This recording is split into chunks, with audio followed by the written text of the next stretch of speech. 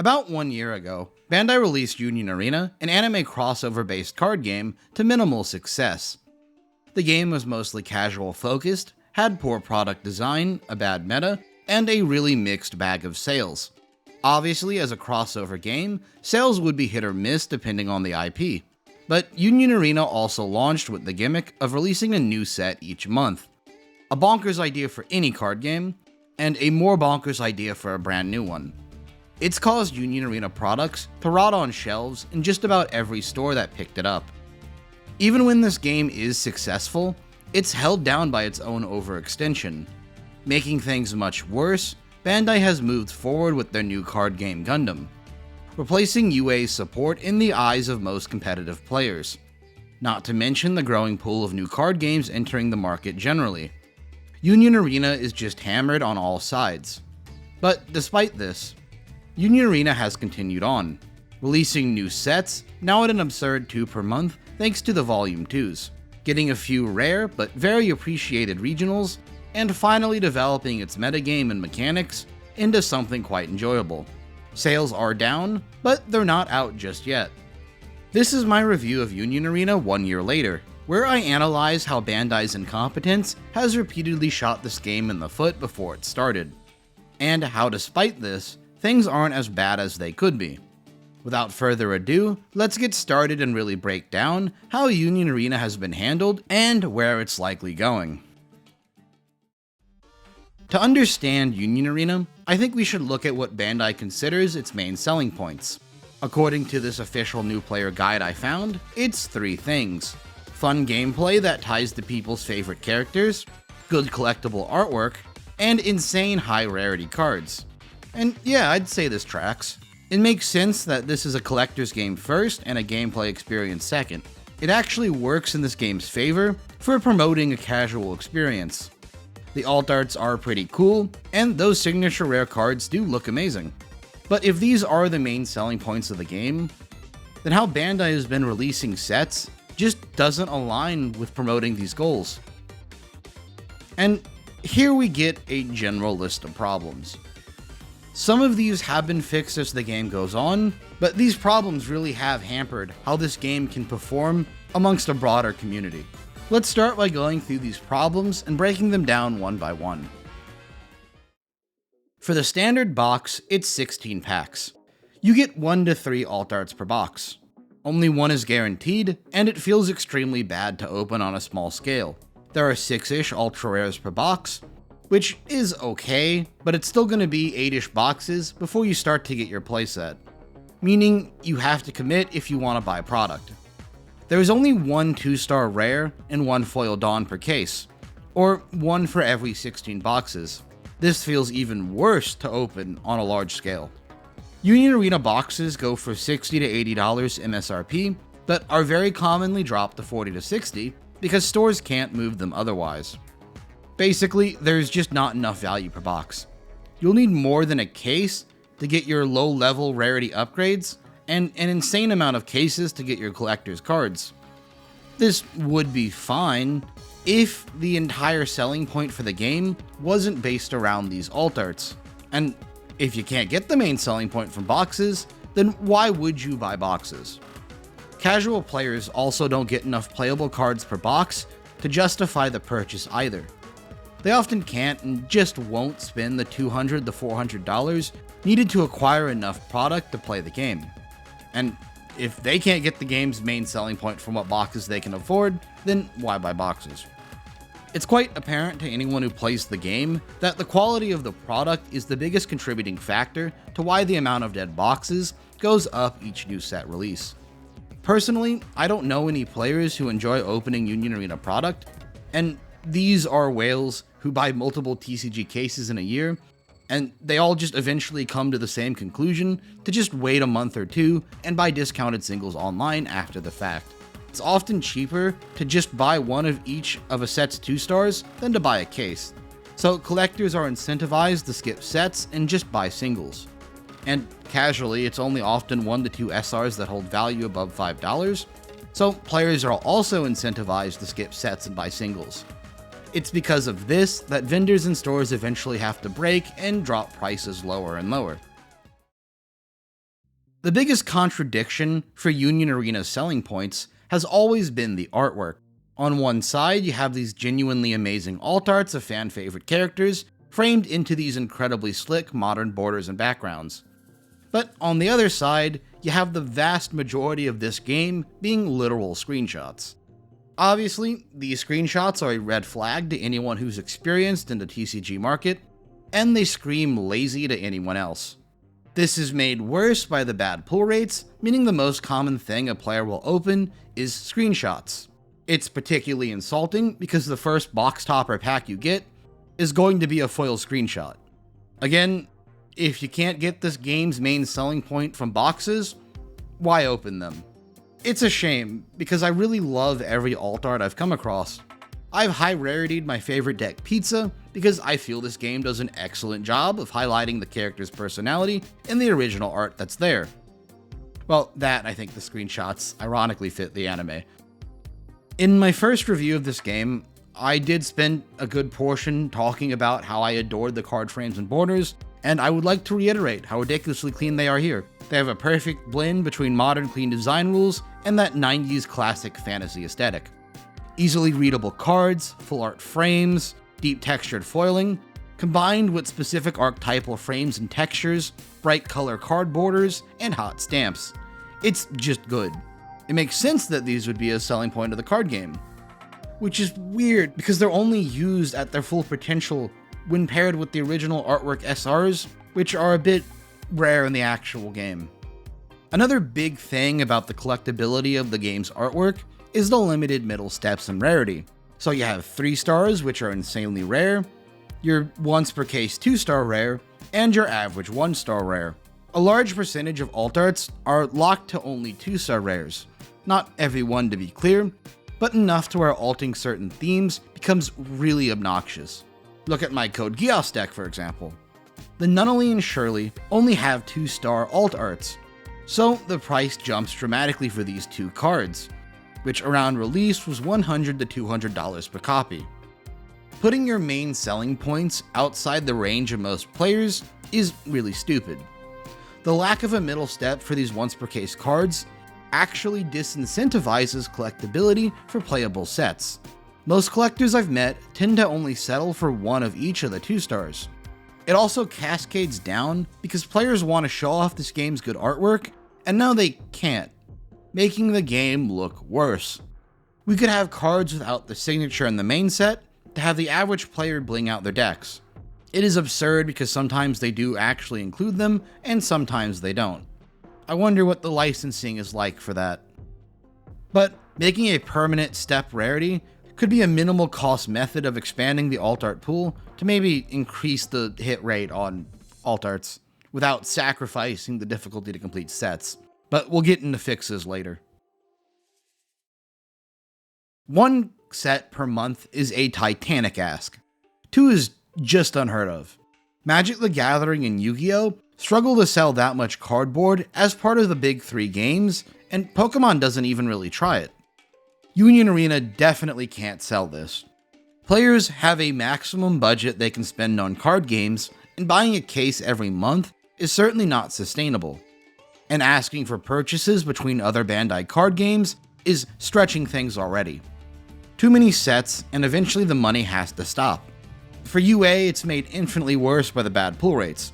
Collectors' cards aren't worth it to chase by buying a case. They're just not in there. It's also a bad look to have so much sealed product sitting on store shelves that's approaching a year old at this point. It's not the same as Magic where you can draft it. It's less of an advertisement and more of a warning to players to stay away. I mean, look at all these brands that no one is playing. Not to mention that stores can't give up that much display space and will have to move more and more product to the back or stop ordering it. Please check to see if your local game store has a Bandai Wall of Shame. There are some good things from the number of sets though.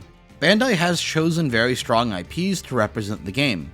These differ from the more regional IPs chosen for the JP release like 100 Girlfriends, Kamen Rider, and Gintama. Loved series for sure, but harder to sell to a broad English audience. So the West got a shifted around product release, with more focus on heavy hitters like Full Metal Alchemist, One Punch Man, and Sword Art Online. The release schedule we got is massive, and certainly is a collection of popular animes that will function well as sets, cutting out the less known themes that are certain to flop. It has helped the community grow quite a bit where it can. Not as much as Bandai wanted it to, but certainly put down roots in niche circles and shops. We Union Arena players have to take our wins where we can. But, okay. This is a weird thing for me to say. It also feels like they were trying to limit the more weeaboo aesthetic, with the notable exception of Nike, which will sell well regardless. But I mean, they've cut out series like Monogatari, 2.5D Seduction, Idolmaster, or as I'd describe them, as traditional Weiss themes. Sales-wise, I think it's an easy move to recommend for Bandai. Stores have to sell these products next to child-friendly brands like Pokemon, and creating too much of a stigma is a problem. I don't agree with it entirely, but unfortunately that is how it goes. Although I will say, the only stores that still cover Union Arena are either stores titanic enough to cover everything, or they're the niche anime store that already has that reputation. So the niche communities that Union Arena has found itself in love the traditionally weird IPs, and the errors already happened to throw the game into this position. So who knows if the brands Bandai has chosen are the best long term. It's not a super important point, but it's something I thought was worth mentioning. Probably more of a byproduct of Western and Eastern taste than instead of an intentional move by Bandai to create a reputation. Back to the broader point. Union Arena's IPs are great, but I don't think they saved the game. In fact, I want to theorize that the number of brands and future sets released is creating a sort of choice paralysis on potential players. Let me put it like this. Every time I ask a friend to join UA, I get one of two responses. First, and most likely, is they don't want to play another Bandai game, especially one with the problems UA has. But the second response is that they're waiting for a future IP to release before they get in. Now, after about a year and those IPs mostly releasing, those players still haven't joined. I know these people, and I do think at one point they had a genuine interest in Union Arena, but the future IP served as an excellent reason to wait to invest into the game as a whole. Meanwhile, UA's presence receded behind other games, and these people lost that initial interest, seeing the people who did invest get cooked. Between that line of player thinking, the dead product on shelves, and players' wallets being drained before they can buy product, I'd overall say that Union Arena's IP blitz strategy has backfired, at least in the short term anyway. This next section is more of a mixed bag. Union Arena runs 4 main types of events: regular locals, pre-release, rare battle, and the recently expanded regionals. Union Arena locals and pre-release are very standard and exactly what you'd expect from any card game.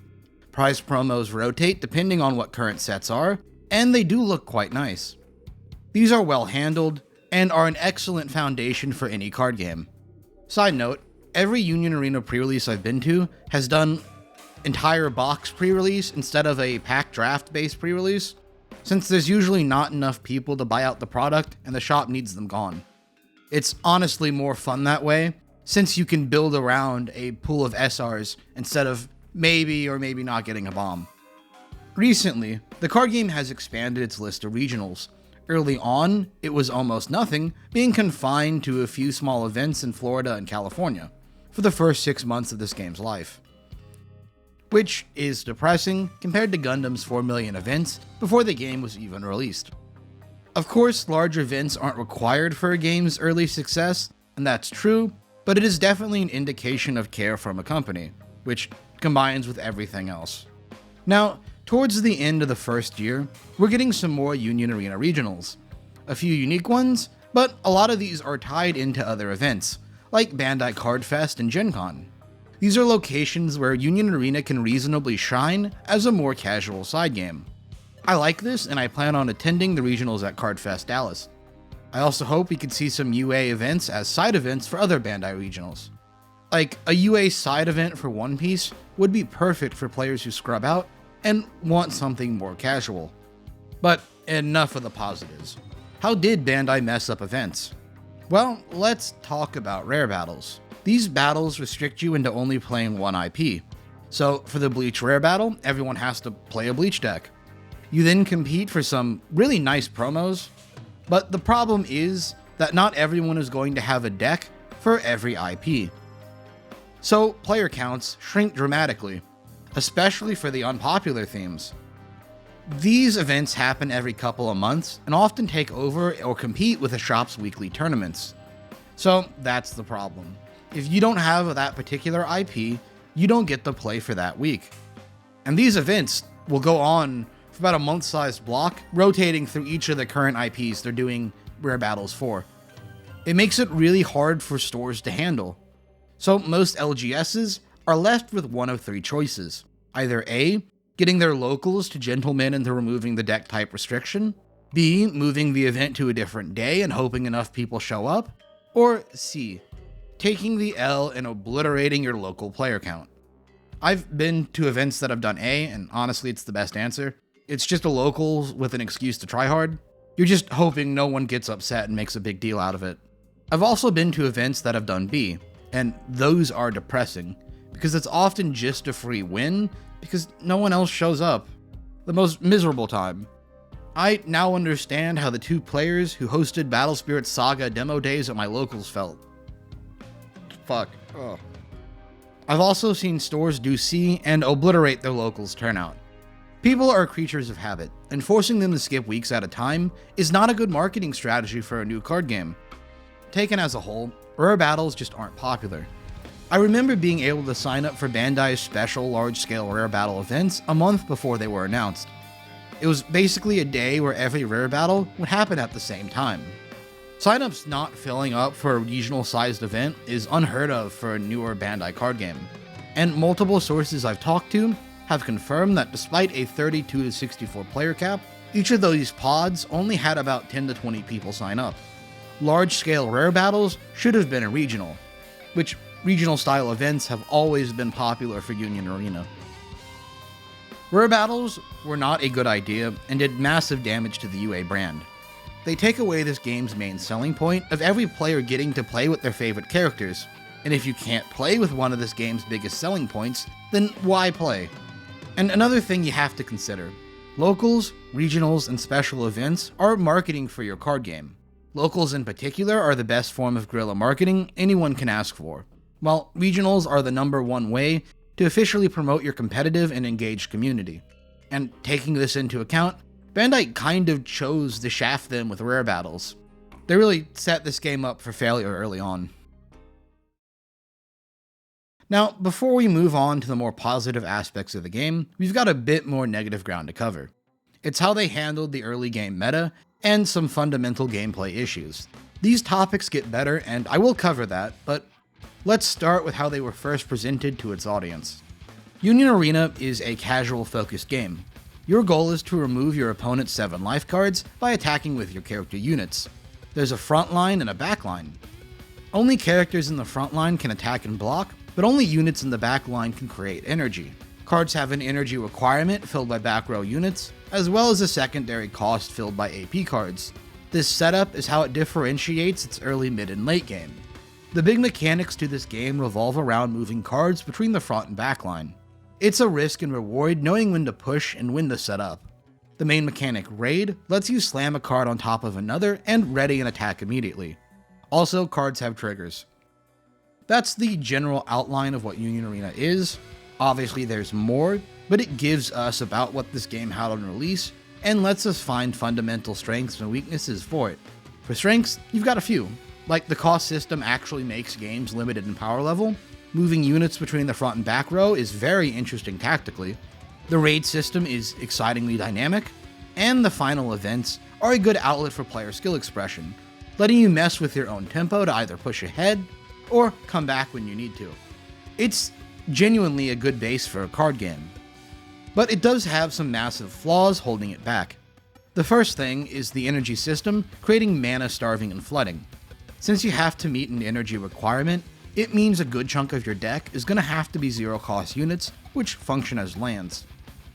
These can have other uses like as raid targets, but they're here first as energy costs. This means that a hand often requires you to have about 2 zero costs, or you can't play the game. And this game's mulligan system adds to this flaw. You get 1 and it's a bottom decking of your initial hand and then a drawback. So if you see a hand with 4 more lands, you statistically have to keep it despite not really having later on plays. It creates very egregious bricking scenarios. It's such a silly problem as well, because if they switch to a Magic-style London mulligan, the problem goes away. Later on, this was fixed, with more consistency-focused 1-drops being added into the game, but early on, there wasn't as many of these types of options, so a lot of decks really had to struggle and just hope. Good deck building and ratios only get you so far. The second big gameplay issue is triggers having infinitely too much sway over the game. It's honestly worse than Cardfight Vanguard. Most are fair like draws, defensive buffs, or most color triggers, but 2 really stand out as issues. Special triggers, being removal effects on a trigger, and raid triggers, which let you raid immediately if you meet the conditions. These regularly can 180 a game, and are so absurd on value it's atrocious. Special triggers can shut down going for game, shut down a value engine, or just remove an opponent's blocker. Raid triggers are all over the place, but they can function like special triggers, like a blocker, or just ramp up in value. But the point is, these are all luck-based, and they really do ruin this game in the eyes of the most competitively oriented players. That value swing is made worse by the limited action point system, because triggers ignore the action point cost of cards, letting you effectively not only interrupt your opponent's plays, but get an extra card played on your own turn. Lastly is the limited set size, creating limited options for deck building. Since most series are 1-box themes split 3 ways, with a large chunk of cards being necessary staples, there's not much room for text and creativity. Most sets are 100 cards, with 33 to 34 going each way. Of those, 10 are going to be basic cards like Bankai, zero cost, and specials, and another 5 to 8 of those cards are going to be non-viable. So set sizes only feel like they're 60 unique cards, which is nothing for most card games. Once you initially construct a deck, you pretty much have that deck. Most options only get 4 SRs or threats to build around, and just get to choose between running 8 to 10 copies from those. Most interesting deck building comes from optimizing what's given to you, and not from inventing entirely new strategies. This was particularly egregious with the first 3 sets only having extremely basic options. I enjoy what Union Arena is as a fun side game, but it's not what people gravitate towards with competitive games in the West. Most of Bandai's established Western player base is absurdly tryhard and loves massive tournaments and their culture. So after the initial release, it makes sense why these players would look elsewhere. It's also why Gundam is much more attractive as a new game for most Western players. Union Arena's core mechanical issues stopped people from enjoying the game as much as they should. Even given the casual nature of the game, it can leave things feeling very stale and create a lot of non-games. Who wants to sit at a table with your hand full, unable to play your fun raid units and favorite characters? And as I've been saying, if Union Arena can't offer its main selling points, why play? The TCG market is tight, and if a game can't offer people what they want, it's not going to be successful. Oh, a very minor thing before moving onward. When your opponent takes damage, you choose which life they take as damage. So they'll have 7 cards in life and you have to pick one. It serves no real purpose at this point in the game, and really just serves to make players feel bad for getting unlucky with the trigger. It also adds needless time waste to every battle phase. Not to mention, early on there was some ruling changes where it was switched from top to bottom to chosen, adding to the uncertainty of the game. It's just a really toxic mechanic that doesn't add anything. Union Arena had one of the worst on-meta releases for a card game I've ever seen. It came down to 2 decks, Kurapika Turbo for Hunter x Hunter and Purple Bleach. Purple Bleach was a control deck missing some key enablers, and Kurapika Turbo worked by spamming a broken unit. Both had access to this game's best tools, being impact and removal.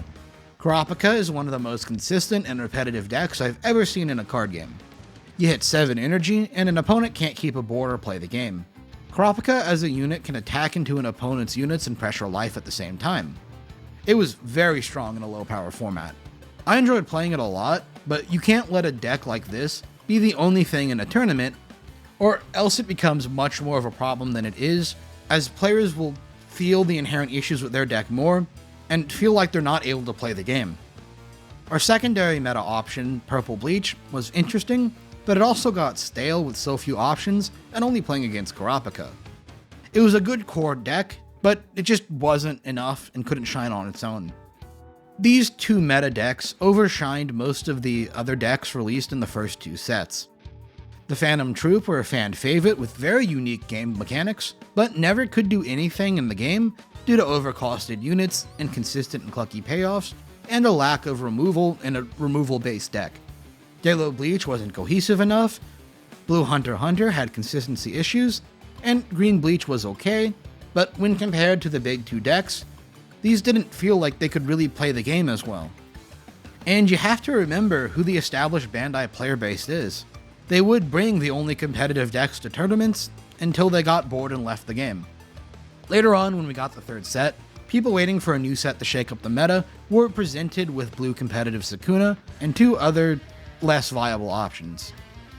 And even blue Sukuna didn't offer much new mechanics to the game. Just something else to kind of suck up a bit of the pie chart, and it didn't really convince people to stick around. In this early meta, casual players couldn't find a space for their gameplay, competitive players were bored, and everyone was frustrated with the game. So when good things started happening to Union Arena, it couldn't stop that initial downturn in interest or prevent players from leaving. Union Arena, after this, has had to basically start over from zero, combined with a bunch of players in other card games, upset at the game for kind of burning them. It's a shame, because this imbalance of deck power between each theme in a set would only really be an issue for the first 3 sets. Up until Code Geass, Demon Slayer, and One Punch Man, where Bandai got legitimately better at balancing the colors in the set. Unfortunately, first impressions are just too important sometimes. So, those are the problems, but this brings us to the question: where is Union Arena actually at, sales and popularity wise? And why is Bandai so hellbent on supporting it? Well, we can look at a few different metrics to try to get an answer. Let's start by looking at Bandai's official information, like shareholder reports. It tells us how the company views Union Arena's performance and role in the company. First things first, I don't see Bandai mentioning Union Arena in any of their shareholder-oriented material from the past 3 years, with the exception of one picture of a demo event in LA, which means it's not important enough, or maybe they're even embarrassed by it. They did make sure to include Fusion World, Gundam, and Digimon though. Honestly, we really couldn't even see too much here anyway, since the sales data would be blended together with stronger games like One Piece, but we can learn a lot about Bandai's overall market strategy. And it's this idea of Japanese IP dominance. Bandai wants to use its diverse range of IPs to create a safety net of powerhouse franchises that consistently perform well. It also lets them push for total market cap percentage and strengthen Bandai's position in newly evolving markets, as we can see with their trading card game portfolio in particular. And that tells us exactly why Union Arena is important to Bandai, and why they can afford to consistently take so many losses. Well, that and shifting the losses to stores.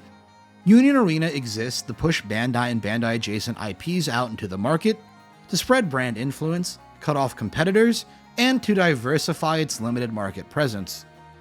It never mattered how well the game performed, only that it exists. It's the fan 4-stick equivalent to card games. Therefore, Bandai's monthly release of Union sets makes a lot more sense. They can release a crossover-based game with a minimum performance baseline and strengthen Bandai's IPs as a whole with a minimum loss. Someone at the game design and artwork level might care, but Bandai Corporate doesn't have to. Thus we get rushed sets, rushed artwork, and rushed competitive events. And as long as the game doesn't become a complete embarrassment for Bandai, they're okay with quietly taking some L's and then moving on to the next failure, while larger projects move forward with more safety.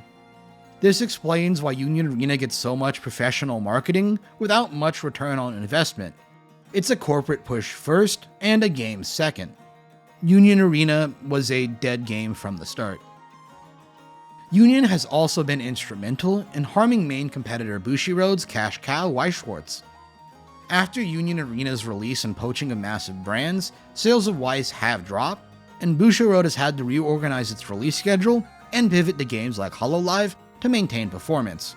Market cap is a very real thing, and Bandai is pushing for it as hard as they can. This is a point I realize I need to clarify. It gets very weird with who currently has the rights for each series for card games. Brands like Nikkei, Rurouni Kenshin, and Attack on Titan all have done extremely close releases in other card games, and it highlights a few very key things. In Attack on Titan's case, under Universes, it's actually just clearly a different license. Universes has the license to the manga, while Weiss and Union Arena have been fighting over the rights to the anime. It's a very clear distinction, so Universes doesn't have to fight over the IP for now. But for brands like My Hero Academia, they have actually lost them. Nikkei, Kenshin, and Solo Leveling are more independent brands away from Bandai. These brands are able to effectively play multiple companies for as much money as possible. Currently, Bandai is okay with this, as it cuts off Bushiroad and likely forces a higher bidding war, which Bandai is in a position to win. This whole IP war ties back into strengthening Bandai's relationship with the third parties. It just gives Bandai more control over things. Bandai has more sway over the Sword Art Online IP than Bushiroad, thanks to its many other projects like video games. This gives them control over a significant portion of the brand's revenue, and Bandai can thus extort influence and yank the brand away from Weiss immediately, almost to a level like their directly owned IPs like Idolmaster. This is why Bandai wants stock in as many brands as possible. Card games really are just an easy, low-effort way to maintain this, which I think is why we see them doing a lot of brands like Kagurabachi. Get in early, build influence, and reap profit. I hope this helps clarify my points from this section. So, given this information about what it would take for Bandai to drop Union Arena, let's actually take a look at what sales data we have. On the Japanese side, Union Arena started with an absolutely disastrous crash, same as in the West. Then it had a very solid rebound and stabilization at a smaller position. It does occasionally make it into the top 10 TCGs, but it's insanely inconsistent as the game depends on big tentpole IPs. In 2024, the largest numbers came from Nike and SAO, while the rest of the year was mid or underperformed. And in 2025, the RE0 and Macross sets are doing well, despite a bad beginning of the year. The Japanese market is also weird because the simultaneous JP English releases have been all over the place for the game's power level, making them kind of awkward to market. But still, Union Arena has a home and community, which is enough to justify its existence as an actual game and not just a marketing ploy. Niche games tend to have a much better time on the JP market, where the players have much less physical space between them and could more easily form playgroups. The Japanese market is also much more friendly towards casual IPs, letting Union Arena's side game sales point work a lot better. The Western market is a different story. Sales data for Union Arena is hard to find. We know that ICV2 hasn't put it in its top 10 performing games for 2024 or 2025. We know that no Union Arena products have touched a best-selling set list, and from what I've seen from distributors, they have a lot of Union Arena product that they're still trying to move. Not every set, of course, but quite a few. This means it's going to be very hard to get an adequate picture of this game's performance. We know from players, local game stores, and other creators that Union Arena has regionalized, like other small games in the United States, meaning the game can either be dead or very successful depending on the city and state. We also know for a fact that Union Arena is not doing as well as its initial release wave, and we know for a fact Bandai hasn't stopped pushing this game. That's all the surface level information that everyone already knows, so then what can we do to figure out this game's performance? Well, I guess we could use some direct sales methods. So let's look at how it's performed in the secondary market. Prices tend not to settle high for this game. Base rarity, even the best decks are below $100. And after a few months, the 2-star collector's cards range from $50 to $200 depending on the series and signatures, which is a lot, but probably not as high as they should be, given their pull rates. Now, a very interesting thing with card games is that we can usually reverse engineer the price of a case and box from the expected pools. For a healthy set in a healthy game, the expected box value should average to slightly above the MSRP. And for a new healthy set like Fullmetal Alchemist, Union Arena is initially on par with this ratio, getting an expected value of $60 per box for our low-end $60 MSRP. It's got multiple valuable SRs and decently priced 2 stars and even a middle step rarity. It's not a plus to open like an in-demand game like One Piece or Gundam, but it is very close to what a good Yu-Gi-Oh set sells. Fullmetal Alchemist is a healthy release for Union Arena and should be celebrated. It is worth mentioning that a large percentage of the average box value comes from the expected 2 and 3-star pools over multiple cases. This means that these sets are absurdly high variance, which reinforces what we already know about products being terrible to open. If every Union Arena set was Fullmetal Alchemist over a longer period of time, then Union Arena would be a success. The problem is that most Union Arena sets are not healthy, and even the successful sets have a very bad tendency to crash long term due to the sheer volume of set releases. Let's look at the 8-month-old set Demon Slayer. Its expected box value is only $40, and it has only a single SR above $2. The expected box value is bad, and the singles are worse. This is the expected end result of the average Union Arena set. Typically, only 1 to 2 cards or colors will make up the entire value of a set's SRs, leaving the inconsistent and difficult to pull alt art cards to make up for it. Black Clover, One Punch Man, and the first 4 sets have all kind of followed this trend, with those initial sets being extremely egregious thanks to their iffy balancing and mixed interactions with the game's power creep. This is why a lot of Union Arena's dead product is stuck on store shelves, and it only gets less likely to sell the longer it sits. It's not healthy and the sign of a not dead, but a declining game. This problem gets worse for the Volume 2 sets. One of the big reasons I waited so long to make a follow-up to my initial review of Union Arena is because I wanted to track player retention based on how the Volume 2 sets performed. If a player was still invested, they'd definitely buy updates to their favorite decks.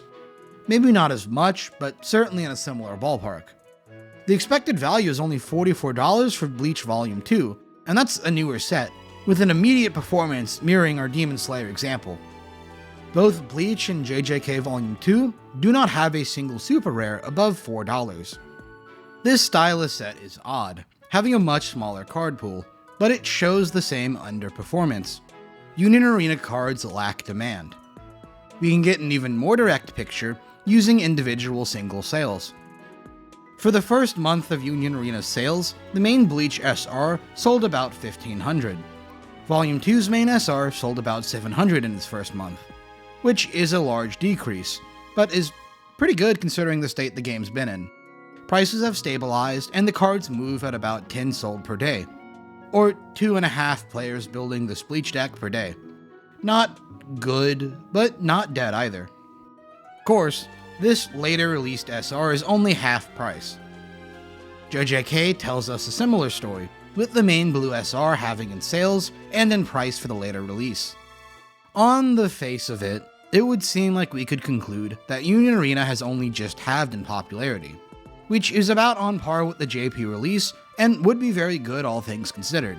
However, I want to point out 2 big pieces of context that shoot down this narrative. Remember how shit Union Arena boxes are, and how less and less of the player base are not opening them and instead buying singles?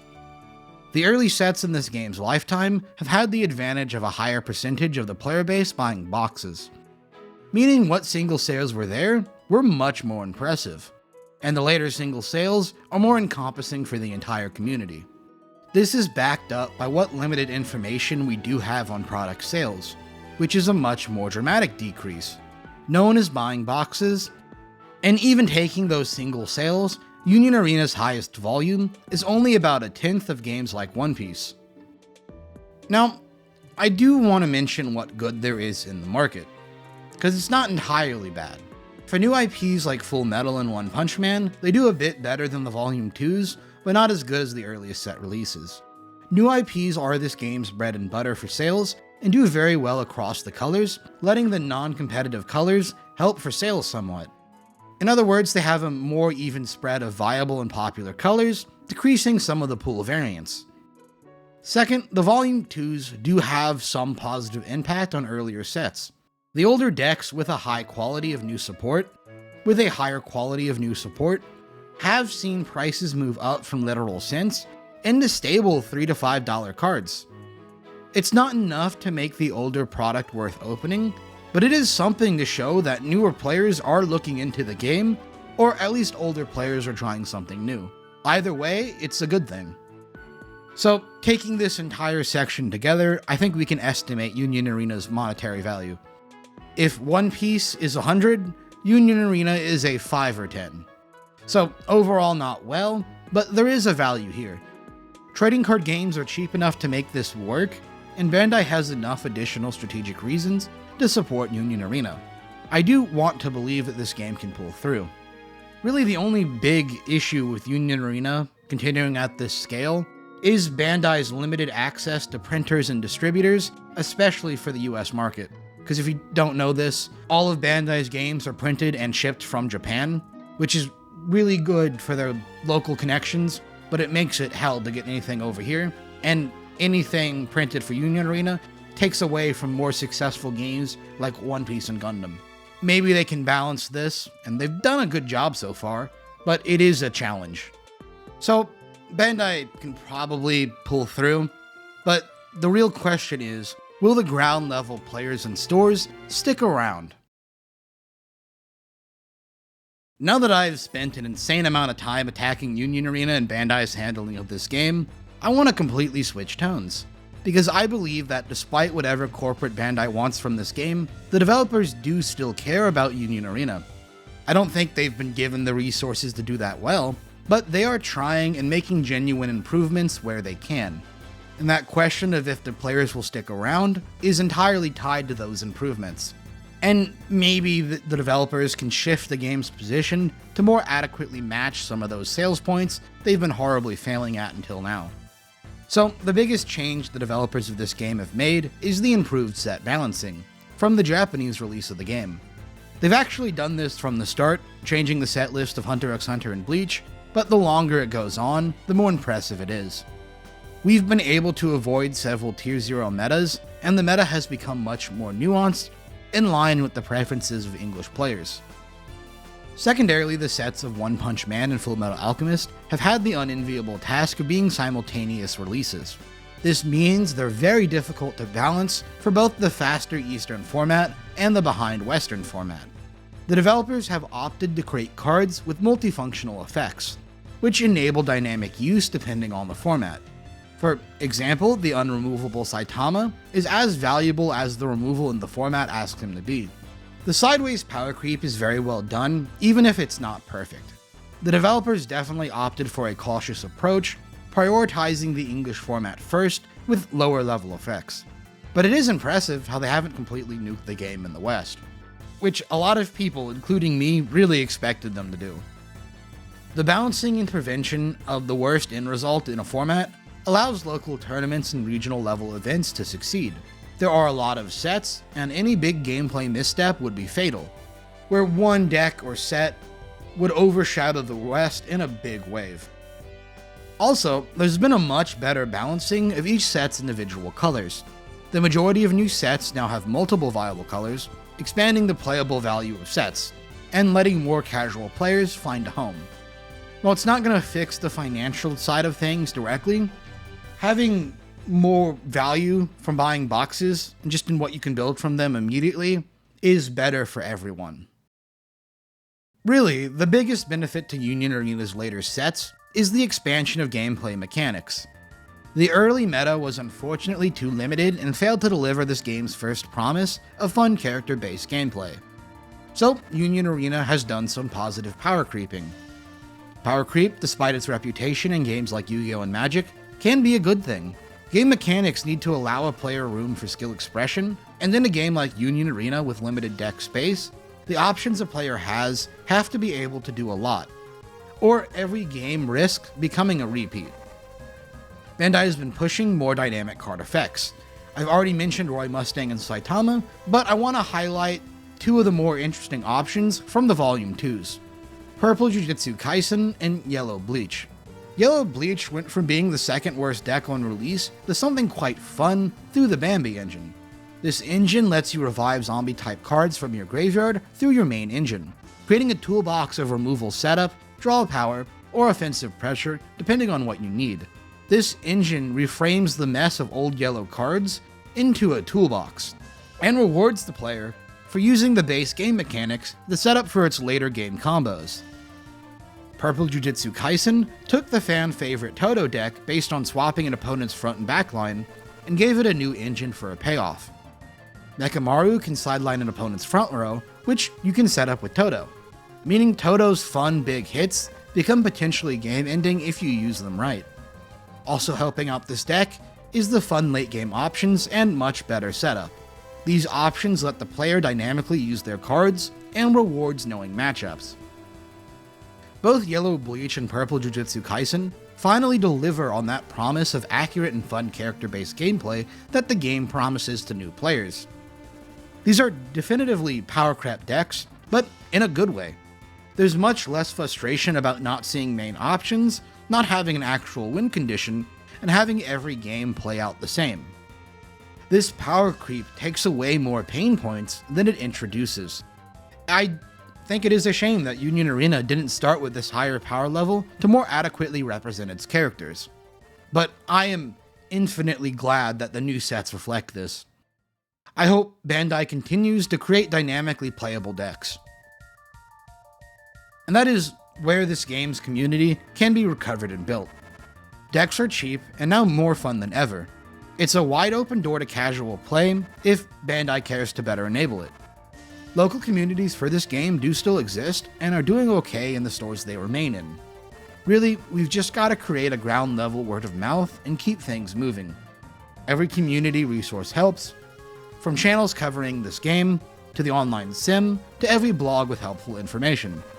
It prevents things from going under. And that's why I do think Bandai has finally started to deliver on that first sales point. But then what about the other two? Well, the product failure problem will likely continue. We may have exceptions like Nike and Full Metal, but how the game is structured will hurt stores. And without the support of those local game stores, Union Arena will continue to underperform as a game. So I'd like to propose a series about how stats are structured, and then on some other stuff in the game. First, I'd like to expand the alt art pool and the number of hits per box. Not only consistently including middle steps for high rarity, but also 6 or more new rares, 0 cost, and played uncommon options. This means we could up the hits to a guaranteed 3 per box. I'd also recommend changing the 2-star pool rate to be more like SPs and One Piece. Maybe not quite as obtainable, but maybe 2 to 3 per case, or 1 every 4 to 8 boxes. This number depending on rights and the number of signature rares in each set. I'd also recommend changing box toppers to instead have a foil AP. This gives boxes value to open as boxes and makes the foil AP element more present. Or maybe introduce some alt arts instead of the 0 cost foil. Really, the main issue here is the box topper being a foil screenshot. If that is changed in some way, any solution is better. We could also consider introducing new middle rarities that change depending on the anime. Maybe it could be like an animation rare with drawn keyframes from the anime, or maybe a manga rare with some manga panels, or maybe a treasure rare with new region-specific artwork, like in One Piece. But really, these are all just throwing spaghetti on the wall, and are of course entirely dependent on rights. But something unique would go a long way to giving sets value, outside of just giving players more cards per box. A classic example would be like swimsuit rares in Vanguard. Imagine that with Nikkei. How many boxes could you sell then?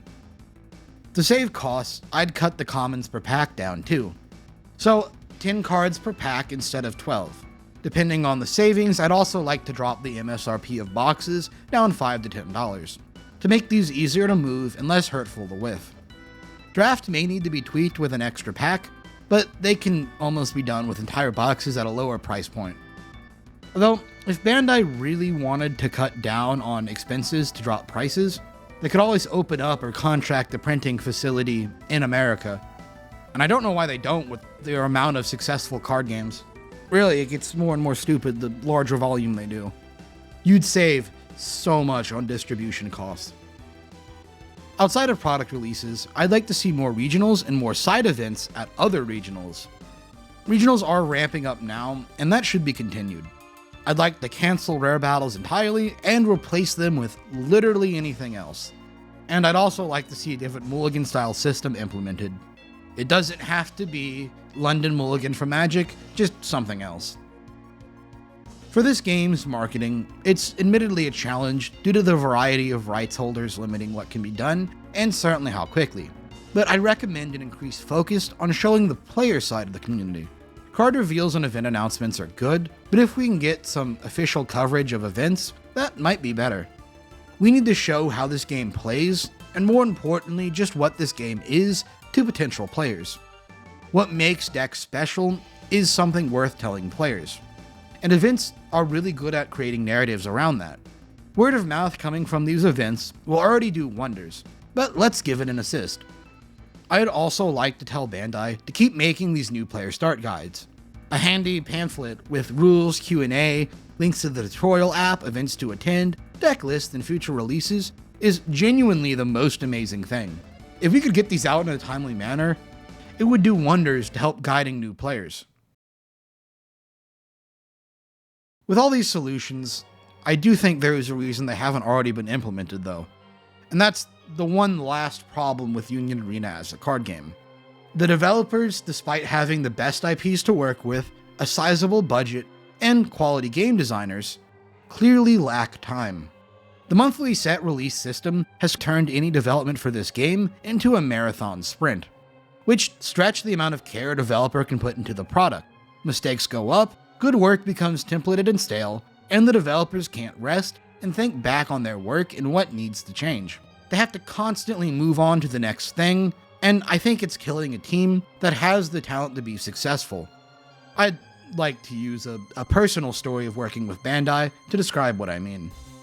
In 2024, I took a sponsorship with Bandai to promote Union Arena's Demon Slayer and One Punch Man set releases. It paid well, it was for a game I like, and gave me a good excuse to put Union Arena on this channel again. I was told to create a video or short to promote these products. So I pitched what my channel does best, a deck choice guide for Union Arena. Apparently there was a miscommunication with Bandai and the marketing company, and what they meant was short. So my video idea was rejected in the favor of a YouTube short. This was fine, and I pivoted to my idea of trying to pull and open these packs, then build a deck based on what cards I opened. This was where things immediately went wrong. The product was delayed an entire month due to Japanese holidays. Then the product was delayed again an extra month for reasons I was never really told. This caused Bandai to have to cancel the Demon Slayer portion of the sponsorship, despite it being included in the contract I signed. So I still did my best to create a short for the One Punch Man side. This is where you could put the blame on me for what was a bad idea. You see, it took a while, almost a month of back and forth to get my video approved. Things like IP-specific rules, my tone not being to Bandai's approval, and waiting to get the official graphics for the video. They forgot to give me access to a Google Drive, and it slowed down production. But my point is, the video was designed for an early release before the product, and I should have known better and expected the delays. But they locked me into my script a month ago. But I was locked into my idea, script, and product months before that point. I think it led to a suboptimal video, and therefore a suboptimal sponsorship. And I wanted to make something cool in support of this game. But what I wanted to draw from this story is that the entire thing felt like a victim of not enough time. Communication was difficult and slow, and the final product was hampered by needless mistakes. If I was told to make it a short from the start, or if any of the dates I was told were adhered to, I think we could have had a better product, and Bandai could have gotten more value out of the sponsorship. I do want to clarify, I was still paid correctly by Bandai. Everything went over well. Bandai didn't screw any creators over. They just underperformed, and it really sucks. It makes me worry about how the rest of the game is handled. If Bandai is able to throw away that kind of money and poor planning for marketing, I don't know what kind of pressure the more important teams are under. It leaves my final recommendation for Union Arena to be giving the developers more time between sets. As it is right now, it is just too much. While time is Union Arena's biggest weakness right now, I also think time is its biggest strength. If Union Arena become a stable game long term, then it doesn't matter how small the community is right now, because it can afford to grow slowly. That 2.5 people picking up a Bleach deck each day that I mentioned way earlier in the video becomes the biggest possible buff to a game ever. Because with Union Arena, there's likely to be 10 or more sets that can have that effect. It's nothing right now, but in 5 years it could work out to be something sizable. Union Arena is theoretically a game where your deck can always slip back into being playable. And eventually the Hand of Time is enough of a reassurance to those players who got upset and left early. Union Arena just needs to not crash and burn long enough for this strategy to work. Because if Bandai as an organization experiences an actual downturn, cost-cutting could hit Union Arena if it's not doing well enough. Which is why I suggest giving the developers more time between sets so we can strengthen what releases we do have, instead of endlessly churning through them and hoping enough of them do well. Thanks for watching this really long video. If you are interested in picking up Union Arena, there are some great resources in the description to use, particularly the guides on the current meta for each of the 3 formats and the automated Union Arena sim. They can be helpful with figuring out what deck you want to pick up before trying the game. And I really do recommend picking up the game. There's nothing quite like it as a casual format in the TCG market right now. It's very fun and you have a lot of options. If you like this video, please do subscribe and leave a like. I'm sure whatever controversial title I end up going for with this video will be getting me in trouble. So it would really help. So that would help. Seriously though, thanks for watching this long and I'll see you next time.